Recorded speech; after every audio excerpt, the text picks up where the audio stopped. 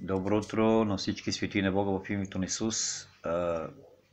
Правя това малко кратко видео, за да ви кажа нещо, което Бог иска да знаете.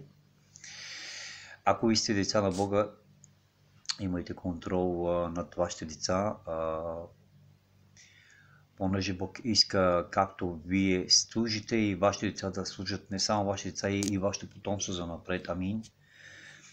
Бог иска вие да служите верно с вашите деца, да ги учите да се молят по време, преди ядене, след ядене да благодарите на Бог, преди да спите и след като станете сутринта да благодарите на Бога.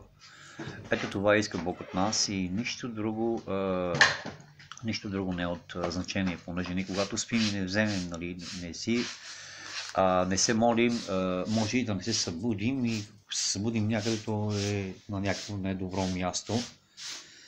Благославяме в името на Исус, лек и благословен ден ви желая. Пребъдвайте, учете децата си, понеже Исус Христос казва: аз съм пътят, истината и живота. Благодат, мир и любов да ви се научи в името на Исус. Лек и благословен.